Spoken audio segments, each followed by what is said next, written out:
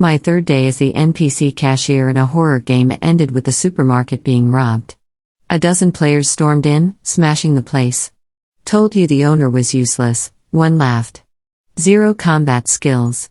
Grab everything. Kill the owner. They gagged me, and I shook my head, not begging, but trying to warn them it was NPC employee discount day. In 3 minutes, all the game's bosses would arrive for the sale. I'm Claire Rivers. I joined this horror game hoping to win prize money, but accidentally signed up as the NPC running a long-abandoned supermarket. The NPCs were thrilled I showed up. They helped me clean, restock, and gave me long lists of items they desperately wanted. After 2 days of sourcing everything they'd asked for, I finally had the shelves organized. That's when the players broke my new glass door and tied me up. Liam, their leader, kicked me. I watched this place for a whole day thinking the owner was a boss. Turns out you're just trash. They ransacked the supermarket, trampling the items I'd worked so hard to find. Someone ripped open a pack. Spicy jerky. Another held gummy bears. Another grabbed seaweed salad. They ate everything, half stuffed into their mouths, half thrown away. Then the clock chimed. A metallic scent filled the air. The lights dimmed. A calm mechanical voice announced, "Customers arriving in 1 minute. Prepare for service." The players froze. Snacks in their hands turned into their true forms, ABS jerky sticks ordered by the Kraken, gummy ears ordered by the Ghost Bride, and seaweed salad that wriggled like hair. Panic spread. Someone's monster detector shrieked, "Boss approaching. Evacuate."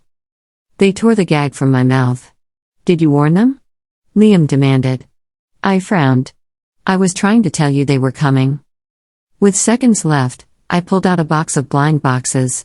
"Open one each," I said. Desperate, they grabbed the figurines and clutched them like talismans. The first real customer entered. The Ghost Bride glided in, smiling. "Claire, are my eyeball-popping candies in stock?" She spotted the spilled candy and shrieked, black blood streaming from her sockets. "Who ate my eyeballs?" A player's hand lifted toward his own eyes against his will. Then the Kraken entered, carrying a chest of jewels. He saw his ABS jerky sticks crushed on the floor and released a soul-rending scream. Players collapsed as blood poured from their ears. More bosses arrived, furious that their orders had been destroyed. The 100-eyed raven spotted me tied in a corner. "Claire is tied up. These players ruined her stock. I'll kill them first." The bosses argued over who got to slaughter the players, but none could attack inside the supermarket. "NPCs can't kill here," I reminded them. "Neither can you. You'll be punished." Grumbling, they backed off. The players sighed in relief. If they survived 30 minutes, they would auto-log out. Once they returned later, the bosses would be gone. But then the raven pointed at the figurines in the players' hands. They opened the blind boxes. Perfect. When she arrives, they're finished. The players didn't understand, but the bosses suddenly stopped arguing. Minutes later, the monster detector exploded. "What?" "The detector maxes out at 4S class," a player whispered. "Something above 4S class is coming."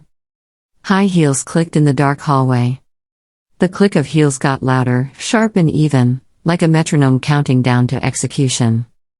Every monster in the store went quiet. The Ghost Bride stopped shrieking and clutching at the player's face. The Kraken dragged his tentacles back from the shattered snack aisle. The 100-eyed raven folded its wings, feathers rustling like knives sliding back into sheets. Even the bloody scent in the air seemed to hold its breath. Only the ticking clock over the counter kept moving, the second hand trembling toward the next minute. Liam's fingers dug into my hair. His dagger pressed harder against my neck, just enough to draw a thin line of code red blood. My HUD flickered at the edge of my vision, HP, 96%. SAN, 62%, down from 100% at the start of the shift. The heels stopped just outside the broken glass doors. Every boss tilted their head toward the entrance at the exact same angle, like they were all running the same subroutine.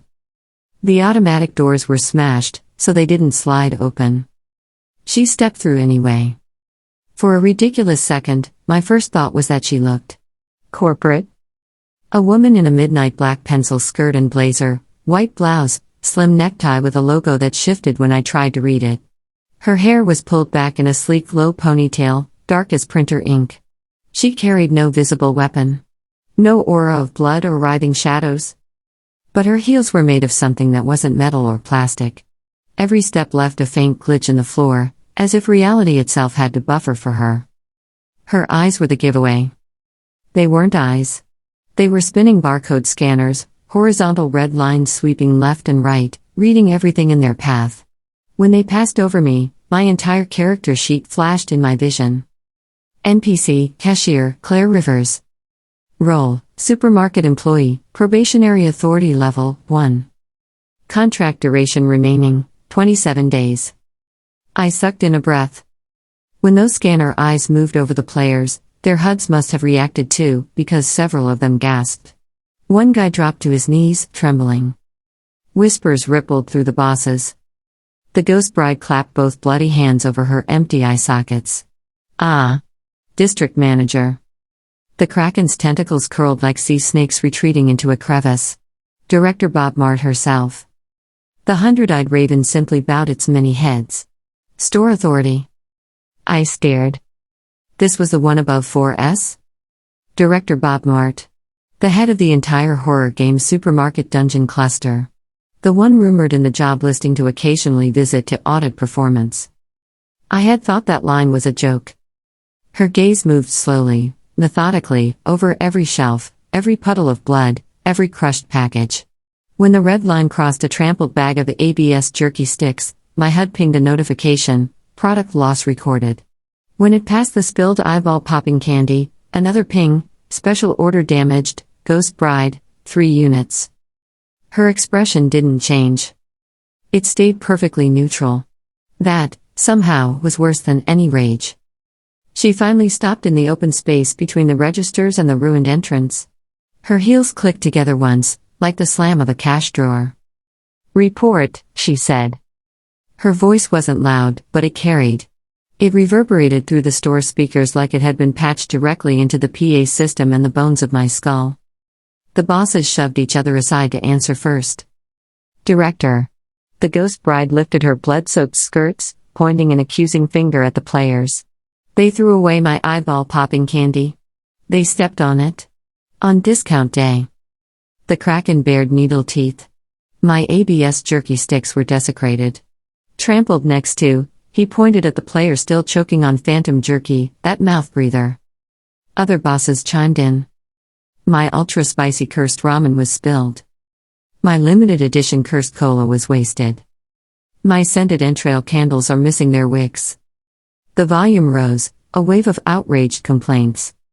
Through it all, Director Bob Mart just watched, expression blank, scanners humming softly. Liam swallowed hard. Sweat rolled down his temple, cutting a clean line through the dust on his face. His sandbar hovered in the red at the edge of my vision, jittering. He leaned close to my ear. Say something, he hissed. Tell her we're new. It was an accident. We thought this was a loot room. I almost laughed. He kicked me. Called me trash. Planned to stab me for content. But then, somewhere in the back of my mind, a line from the onboarding manual flickered up, half remembered from the first day. Customers may misunderstand store functions. Patient education is a core part of the supermarket experience. I breathed out slowly. Right. Customer service. I shifted as much as the rope allowed. Director, I began. Her scanners flicked to me instantly. The bosses all went silent. I suddenly wanted to swallow my tongue. Still, I forced myself to keep my voice steady. Claire Rivers, NPC cashier, reporting. Today is NPC employee discount day. I promoted the sale per instructions. I sourced the requested items. My throat tightened when I looked at the ruined shelves. Before the sale could begin, a group of players broke into the store, tied me up, and ransacked the inventory. A faint pause. Her gaze swept over the shattered glass, overturned displays, sobbing players clutching their blind box figurines. I see. Her eyes hummed. Players. Instance trespassers within a safe purchase zone. Using violence against staff. Liam tried to seize the moment. His voice rose in a nervous, oily laugh. Hey, Director Bob Mart, right? We're big fans of the game. Really? We just thought this was an event. You know how it is. He lifted his figurine, a little chibi kraken with glittery eyes. We even bought your premium blind boxes. Love your monetization model. Maybe we can just call this a tutorial miscommunication? The mechanical line of her gaze slid down to the chibi figure in his hand. For the first time, something like interest entered her expression. You purchased blind boxes, she said. Her voice cooled further. No, I blurted, before I could stop myself. Director, I issued them. Every head in the supermarket turned to me.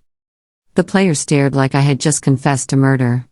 The bosses stared like I had just confessed to something much worse, unauthorized promotion without consulting them. Bob Mart's eyes brightened, the red lines intensifying. Explain, she said. I swallowed. I gave them each a blind box from the new Bob Mart series. It was the only thing under the counter with any buff potential. I stared at the figurines clutched in shaking hands around the room, tiny ghost brides, miniature krakens, a little raven with googly eyes. I thought maybe it would give them a defense buff, or a discount on their sand damage, or...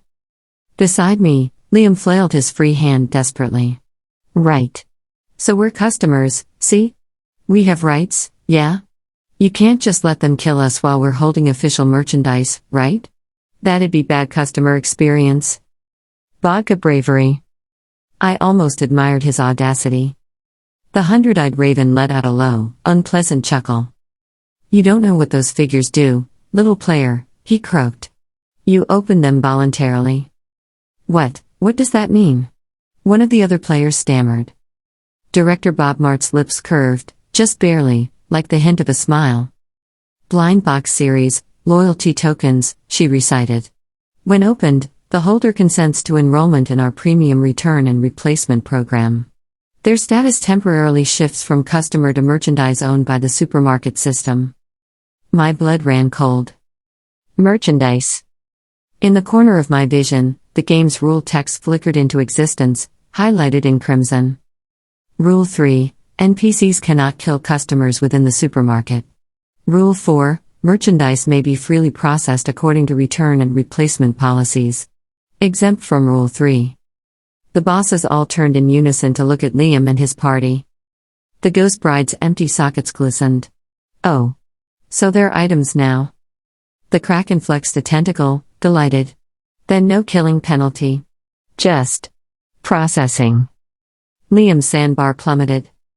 His dagger trembled against my throat. Undo it, he rasped. Tell her it was a mistake. You're the cashier. Cancel the enrollment. You have to. I didn't answer right away. Part of me thought of his boots slamming into my ribs. His laughter while I choked behind the gag. We'll stab him later and upload it. Another part of me saw the tremor in his hand. The white-knuckled grip of the guys behind him. These weren't just avatars. The horror games brochure had been very clear. San Zero meant real neural trauma. They could wake up in the real world unable to speak. Unable to move. Vegetables. Director Bob Mart didn't look at me. She raised her hand and snapped her fingers. The store lights flickered and shifted. Neon signs bled into shapes I'd never seen, unreadable symbols rotating over every aisle. The shelves straightened themselves, dented tins popping back into place only to instantly re-dent, like a recording stuck on repeat. A new sound joined the quiet, the soft, inexorable rustle of paper. Complaint forms. They materialized in the air around the bosses, fluttering like malevolent snow. Per policy, the director said, each damaged special order grants the customer one formal complaint. Each complaint allows for a targeted processing action. The ghost bride snatched a form from the air. Her skeletal fingers dug into the paper. I want my eyeballs replaced, she hissed. With theirs. The kraken wrapped a form around a tentacle like a wristband. I request equivalent suffering, he purred. They're abs for my ABS. Forms multiplied. Liam's people began to sob. Some called out to log off, but their logout icons flickered, grayed out. Restricted. Instance in progress. The first complaint activated with a sound that somehow was both a stamp and a scream. The player who'd eaten the eyeball-popping candy shrieked. His eyes filled with tiny, wriggling spheres, pressing against his pupils from the inside. He staggered backwards, clutching his face, as spectral hands forced his head toward the floor where the ruined candy lay. "Pick them up," the ghost bride crooned. "All of them. With your tongue." He fell to his knees. The Kraken's complaint flared next. One of the guys who'd thrown the jerky bent double as his abdomen convulsed, muscles spasming. His abs swelled monstrously, each block of muscle bulging like a separate organ, then turned to ropey, blood-slicked jerky strips that peeled away from his bones and slapped onto the tile. He screamed until his voice broke. I jerked against the ropes. "Stop it," I said hoarsely. "Director, this is going to crash their SAN." "That," she said calmly, "is the point of punishment." More forms ignited. Players curled on the ground, convulsing, fingers clawing at their own skins as return labels tried to print over their arms. Sandbars dropped in dizzy spirals. 35%. 22%. 15%. My stomach twisted. I thought about the player who'd ripped open the gummy ears, shouting about the weird shapes and laughing. Now he was choking as fleshy, translucent ears sprouted all over his body, each one screaming at a different pitch. I had hated them a minute ago. Now all I felt was a nauseating mix of fear and something that felt dangerously like sympathy. Because they were idiots. Cruel, yes. Entitled, absolutely. But they were also just human. Terrible at reading tooltips. Obsessed with loot. Overconfident because it was just a game. They hadn't read the job listing. They hadn't seen the line in tiny print at the bottom of the sign-up page. Prize pool subject to system discretion. Contact with NPCs may produce permanent consequences. I had still clicked accept. The ropes burned against my wrists. "Director," I said again. She tilted her head the slightest bit, as if annoyed by the buzzing of a fly. "NPC cashier," she said. "You did well under pressure. You secured premium enrollment. You protected your regulars' right to complain. Your performance rating will reflect this." That compliment landed like a brick. My performance rating. The whole reason I was here. Win enough credits and survive my contract, and the system would pay out into my real-world debt account. Maybe. Probably. I stared at the player's sandbars. One dipped into single digits. If they flatlined, I'd still get paid. The bosses would get catharsis. The store would get a reputation boost. On paper, it was a win-win-win. Only it didn't feel that way. An ugly memory bubbled up, me in my tiny apartment, scrolling through the horror game's promo clip. NPC employees screaming, laughing, running from bosses. Overlay text promising unprecedented immersion at real stakes. And me, exhausted, broke, whispering to my cracked phone screen, "I'll do anything. Just give me a way out." NPC. Director Bob Mart's voice cut through the screams. "You were speaking?" I startled. Right. I had opened my mouth and then drowned in my own thoughts. My throat went dry. I would like to propose an alternative resolution. Per customer service protocol. Silence hit the store again. Somewhere, a gummy ear fell to the floor with a wet slap. Even the ghost bride looked surprised. Alternative? She clutched her complaint tighter. "These vermin ruined my candy. They kicked me in the abs," the Kraken grumbled, glaring at the player who was now a puddle of meat strips. The raven's many eyes glittered. "They kidnapped our cashier." I swallowed. "I know," I said softly. "And they deserve consequences. But if their SAN hits 0, they'll suffer permanent neural damage in their world." "Good," the ghost bride snapped. "Is that not fitting?" the raven asked. My hands shook. I forced myself to speak anyway. "Maybe," I said. "But dead customers, or broken ones, can't keep buying. Can't keep playing. Can't keep being punished. You'll get one good scream out of them and that's it. No more long-term engagement." The word tasted weird in my mouth. But I saw the effect it had. The director's scanners paused. I pressed harder. I propose we keep their SAN above 0. Permanently redlined, but functional. Instead of processing them once and discarding the merchandise, we enroll them in a full-term restitution program. Liam stared at me like I'd grown a second head. What does that mean? He croaked. I ignored him. Explain, Director Bob Mart said. Mandatory quests, I replied. Bound to the supermarket. They become delivery mules. Night shift escorts for NPC customers. Forced to defend the store on big event days. Their SAN never fully recovers while they're in-game, just enough to keep them capable. I took a breath. And at any sign of griefing or abuse toward NPCs, the complaints reactivate. The ghost bride's jaw clicked. So I can still make him crawl and lick the floor whenever I feel like it. If he breaks the rules, I said. Yes. The Kraken tapped a tentacle thoughtfully on the tile. They would have to restock my jerky every session. Manually. And my gummy ears, the ghost bride added. And tolerate my eyes, the raven said. Watching them. A murmur rippled through the bosses. Some looked disappointed, most looked intrigued. Director Bob Mart watched them, then turned the full weight of her gaze on me. You are requesting to override standard return and replacement processing for defective merchandise, she said. That authority is not granted to level 1 employees. My heart sank. Of course. I was just a cashier. A line of text flickered again in my memory, from the digital employee handbook I closed halfway through because my first shift had started. Each cashier is granted 1 override coupon per employment cycle, allowing them to substitute a creative resolution for standard punishment procedures, at the risk of performance loss. 1 coupon. My HUD pinged softly. Override coupon, unused. Expires at end of contract. I wet my lips. I'd like to use my override coupon, I said quietly. To implement the restitution program. The bosses gasped. Even the Kraken recoiled slightly.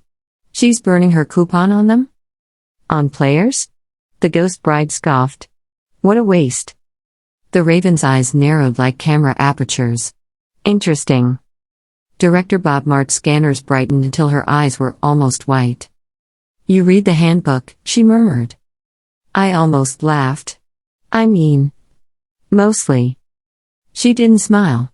But something in her expression loosened. Very well, she said. Override acknowledged? She snapped her fingers again. The air shuddered. The complaint forms froze mid-burn. The screams cut off, leaving ragged sobs and wet coughing. The sandbars of every player surged upward, stopping at a trembling 12 to 15%, all deep red but no longer falling. Return process suspended, glowed a message above their heads. New program enrolled, supermarket restitution plan, unescapable. Liam sagged, still gripping my hair like it was the only thing anchoring him. This means we can log out, right? He whispered. The director looked at him like one might look at a particularly stupid cockroach. You may log out when the NPC cashier deems that your shift is over, she said. Until then, you are on the clock. His eyes snapped to mine. You can't do this, he rasped. You're an NPC. Actually, the raven said cheerfully, she's staff. The ropes around my wrists dissolved into floating refund slips. I staggered forward, rubbing my skin, my HP ticking back up with each breath. The ghost bride rushed to me, her skirt swishing through puddles of spectral blood. Claire, darling, she said. Did they hurt you too much? I'll ignore the penalties if you let me just pop out one of their. I'm okay, I cut in, voice soft but steady. Thank you for worrying. Her empty sockets glistened again. Anytime. The Kraken slid closer, leaving salty brine on the floor. Do I get priority restock for my jerky now that I suffered emotional damage? He rumbled. Yes, I said. And a loyalty discount. Multiple eyes sparkled in the aisle. The boss's mood shifted, their fury banked into something more satisfied, vindictive, but focused. They liked deals. They liked structured suffering more than chaotic mess.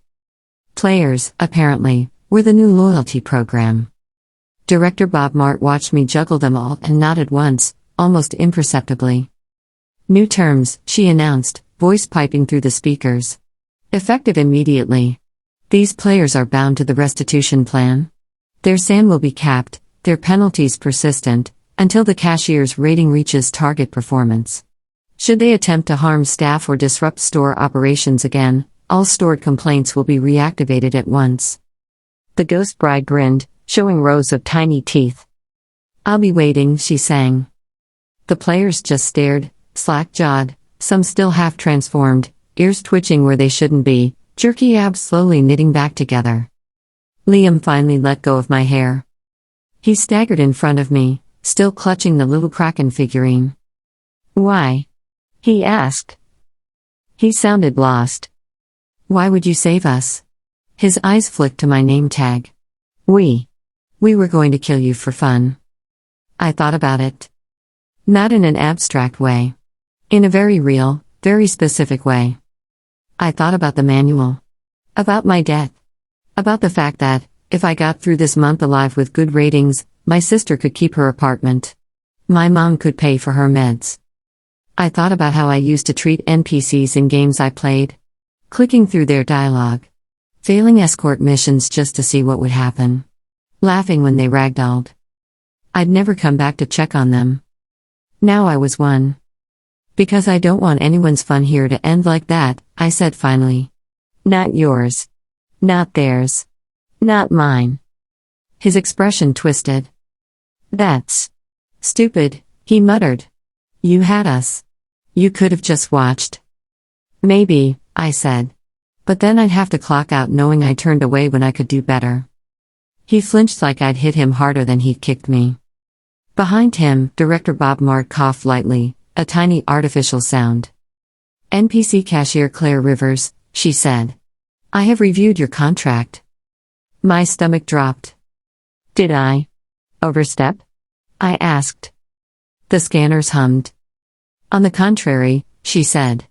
"You maximized future engagement, protected core clients, and demonstrated initiative in applying obscure policy to practical use." Her gaze sharpened. "And you did not request bonus compensation." I blinked. "I could have done that?" I asked weakly. A ghostly chuckle rippled through the PA system. "You still can't," she said. "The moment has passed." She paused. "But your performance rating for this cycle is now at 128% of target."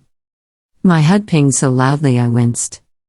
Achievement unlocked, above and beyond. Contract adjustment, path to promotion available. The text flickered, then expanded into something new. Optional track, managerial candidate. Benefits, expanded authority. Increased pay rate.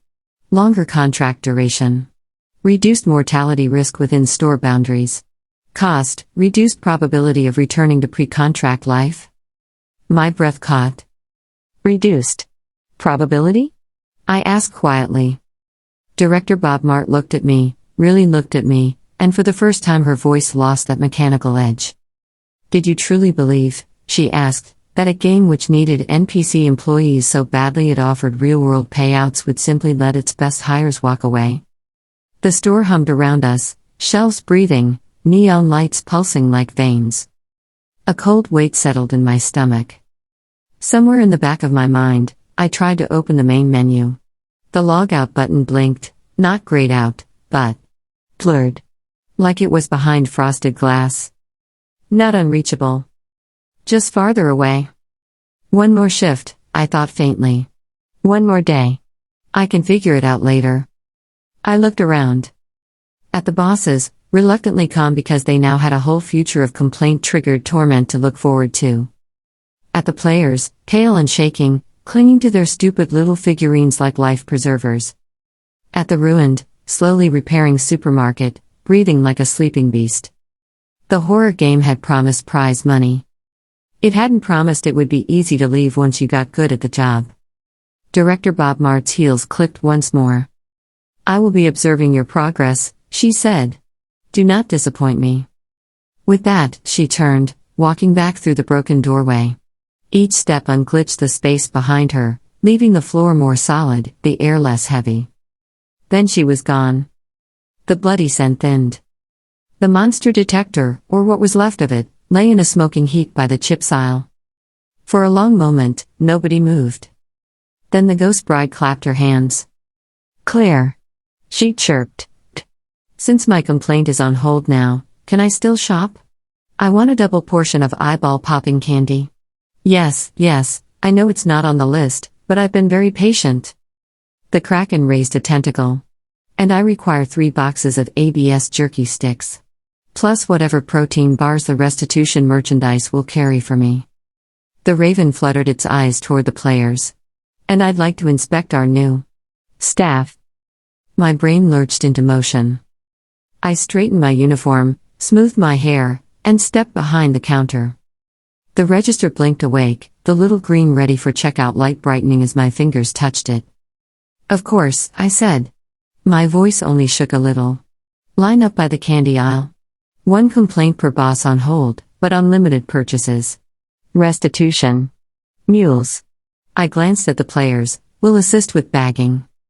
One by one, the bosses moved, forming an eager, monstrous line.